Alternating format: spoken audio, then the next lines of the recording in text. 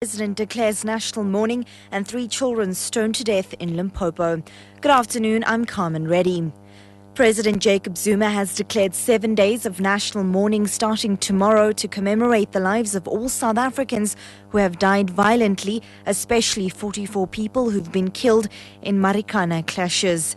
This includes the 34 miners killed in confrontations with police on Thursday and another 10 people who have died before the shootings. Flags will fly at half-mast and a memorial service will be held on Thursday to promote a violent-free society. In addition, the President has appointed an interministerial committee on the Marikana tragedy led by Minister in the Presidency Collins Chabane. The committee will visit the area tomorrow. The President has also already announced the establishment of a judicial commission of inquiry into the tragedy. Meanwhile, Police Union SAPO has called on Jacob Zuma to release the terms of reference of the Commission of Inquiry.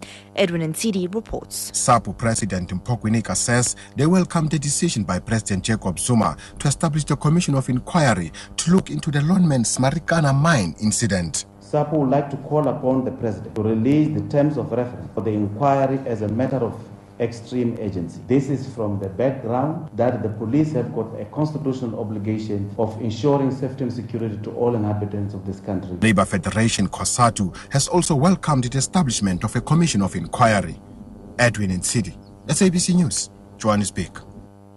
3 children have been stoned to death in Mokgopong in Limpopo. The children were last seen at their school on Wednesday.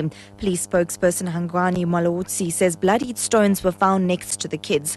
Pimani Boloy reports. Social workers had earlier this year moved the minors aged 9, 10 and 12 from the care of their parents to the Mutadi Youth Care Center, fearing for their safety. This as their parents were reported to be heavily dependent on alcohol. Mulauzi says preliminary investigations revealed that the 12-year-old girl was first raped before being killed. Community members discovered the children with their feet and hands tied together. No arrests have been made. For SABC News, I'm Piman Baloy in Polokwane. The Mpumalanga government have expressed concern at increasing invasions of land. In the latest incident, residents from Kanyamanzane outside Nelspruit occupied land belonging to the Education Department. The same happened in Barberton, where a piece of land earmarked for industrial development had been invaded. Premier David Mabuza says this hinders developmental plans. As government, we came into the space, we identified land, we bought land. Now what is left is to service the land and open it for the people. We are going to tell you there's land, that land is serviced, it's going to be established, a settlement is going to be established, there will be stands, and the municipality will take the responsibility of settling people that are on their waiting list. It's wrong to invade land. It makes our work very difficult. It makes the delivery of services a very cumbersome process. At least 9 people have died, thousands of homes damaged and swathes of farmland flooded as Typhoon Kaitak sweeps across Vietnam. The storm has brought strong winds and heavy rain that has inundated densely populated communities, including part of the capital, Hanoi. In Hanoi, hundreds of trees were uprooted and parts of the city were underwater. The Vietnamese army has put 20,000 soldiers back into helicopters and rescue boats to stand by for rescue operations. And a 62-year-old American woman is making her 4th attempt to become the first person to swim from Cuba to the United States without the protection of a shark cage. Diana Niad has already been stung several times by jellyfish, but is continuing a 166-kilometer journey.